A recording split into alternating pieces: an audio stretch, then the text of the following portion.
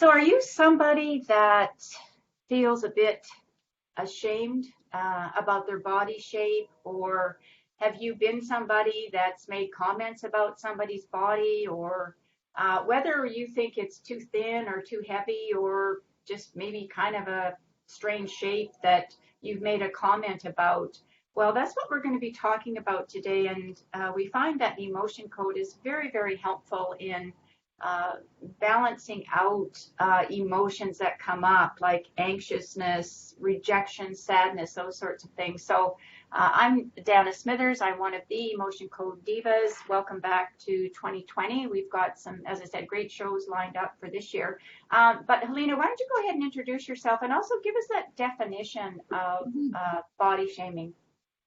Hello, everyone. I'm Helena Jenikin, and certified clinical hypnotherapist and certified emotion code practitioner.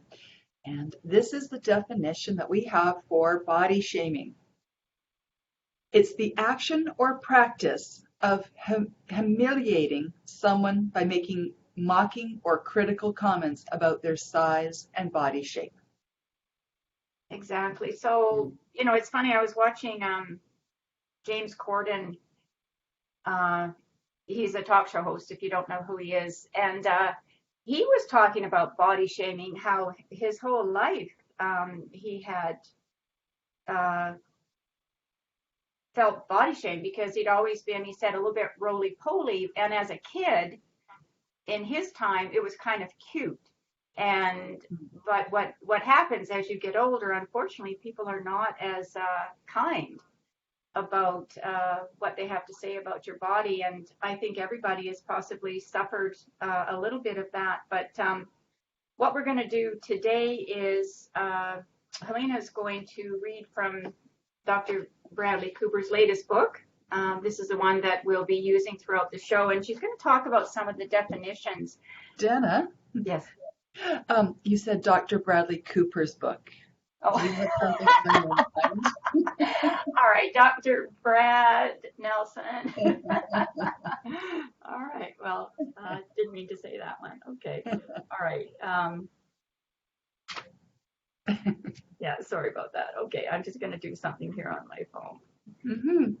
I can actually take a moment. I'm just going to say hello to Elise.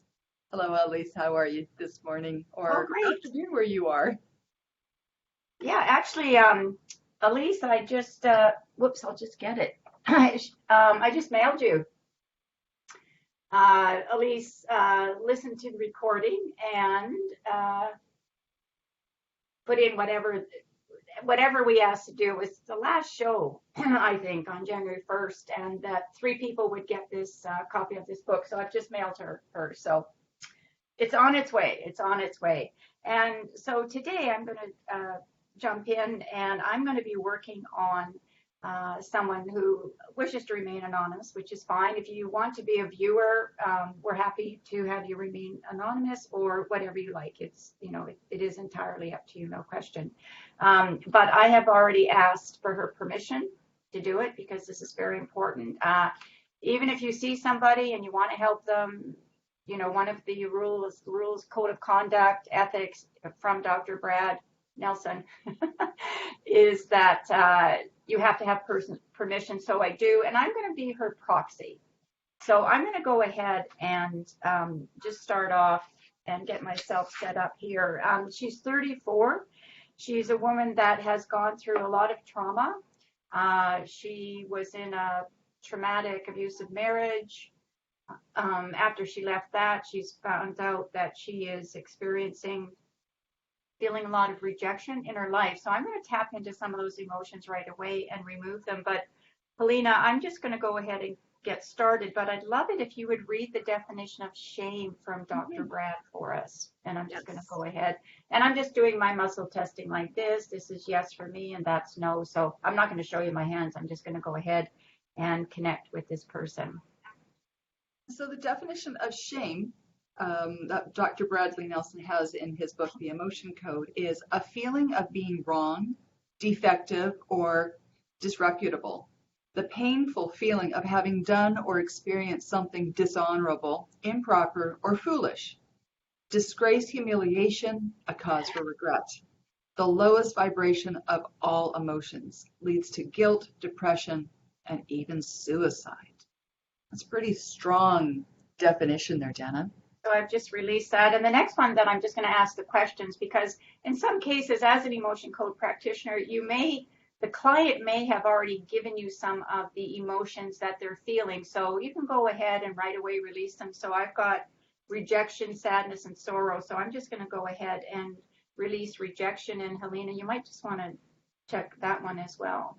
Excellent. Yeah. So rejection, feeling denied, refused, or rebuffed, discarded as useless or unimportant, cast out, unwanted, or forsaken. All right. Rejection. So now I'm just going to ask the question, do I have, and remember I'm the person's proxy, do I have the trapped emotion of sadness? So I'm going to ask the question, yes, does it belong to me? Oh, so in this case, I got a no, it doesn't belong to me. So what that's going to mean is that it is, it can be inherited, or I may need to know more. So I'm going to find out, is it inherited? So I'm getting a yes. Is it inherited on my mother's side? No, on my father's side. Wow. It's so interesting. This woman that I'm working with, I've worked with her. We're working after the show as well. But previously, almost every trapped emotion was inherited from her father, which is very interesting. So we'll just go ahead and say it. I'll just ask, is it from her father directly? Yes, from her father's father. No, so directly from her father. So I'm going to ask if I can release it. Yes. And I'm going to do 10 swipes because these emotions that are inherited are a little bit deeper, a little bit stronger energy. And also the premise here is that when I'm releasing it from her, I'm also releasing it from her father. And he is still alive right now as well. But wherever the person or the energy is in the ether, we can still release it. All right, and I'm just going to see, did I release it? Yes. Are there other trapped emotions that I can release? Yes. Are they an 8? No, they're even. No, they're odd. They're 1, 3, they're 5. They're 1 and 5. So vulnerability. Vulnerability. You want to read that? I'll just go ahead and see if it's hers and if I can release it. Vulnerability, does it belong to me? Yeah. So vulnerability, feeling susceptible, feeling susceptible to harm, either emotional or physical, feeling unsafe or unstable. You know, Dana, when I was a child and as an adult, you can tell, I have difficulty pronouncing certain words. And that caused a lot of shyness in my early life, low self-esteem. And through a lot of work that I've done, I can now be on TV, basically, and stumble over my words and be okay with it. Yeah, that's great. Yeah, so, part of working with an emotion code practitioner, anybody that you work with, is our goal is to help you release those trapped emotions that are causing stress or discomfort. And, whatever way you choose, if you recognize that you have what you feel is a problem or a challenge, find the right modality of healing that works for you, because there's just so many out there now. So the next trapped emotion, Helena, that came up is self-abuse. Self-abuse. And more often than not, for me, Helena, you can speak to this as well, but the self-abuse is the mind talk, the mind frick, the I'm too fat, I'm not good enough is one I hear all the time. I have had clients where it has been physical, where they're pulling out their hair, but it's not always that. So I'm just going to release it if you want to read it. Mm-hmm. So I'm going to talk about self-abuse, abusing the self emotionally, includes engaging in negative self-talk, blaming oneself, and so on. An example is she abused herself by telling herself to stop being such an idiot all the time. I do know that some of my clients self-abuse themselves physically, and that could be mistreating one's body through use of addictive substances, Yes, yeah. Not caring for one's body through lack of sleep or proper diet or nutrition, punishing oneself excessively. Yeah, that's perfect too, Helena, because she has started smoking. She's become a bit of a binge eater. She's has lots of lack of sleep now, so that fits right in that self-abuse. So I'm glad that I just released that particular trapped emotion. So with the trapped emotions, remember that these are a lifetime. I don't know. I think I've read Dr. Brad says there's 300 or 650. yeah, I was gonna say or 600 trapped emotions. So even though I'm releasing these now, and we can continue to release them, after this, there's going to be a processing time. And sometimes for some people, it's not very pleasant because think of it, you're actually getting rid of toxic energy in your body. But other times it can be something that is, that you can feel good about. You may cry, you may just have a feeling of feeling lighter. What would be some of the ways that your clients have expressed their processing, Helena? Crying. I had one client call me the next day, and she was in her, she actually was texting me. She was in her car having a temper tantrum. And this was a 35-year-old woman. And she goes, is this part of the processing? I said, well, it could be. Let it all out and then let me know how you're doing. About 2 minutes later, she goes, okay, I'm fine.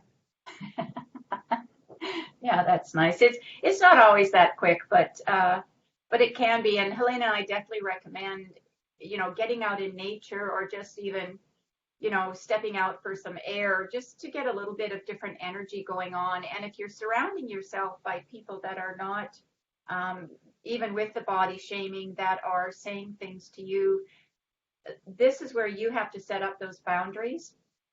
A lot of people that are, we see more and more singers and entertainers and movie stars that are not what used to be standard in celebrity industry, tall and thin and everything was perfect. And now you're seeing a lot of singers and actresses have just become extremely popular, and they are what in our culture we would say is a bit overweight, but they're just owning who they are. And, as I put on a little bit of weight, I just say to my husband, well, I'm just more voluptuous now.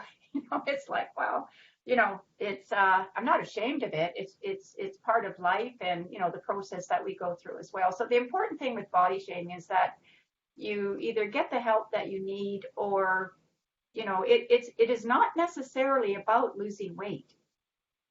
Let's be really clear about that because everything goes back. If you listen to our previous shows about the mind, it's what you're telling yourselves. Now, I know, Helena, that you've got some fabulous, with your hypnosis, some programs, but not everybody is there really. It's not always about the weight.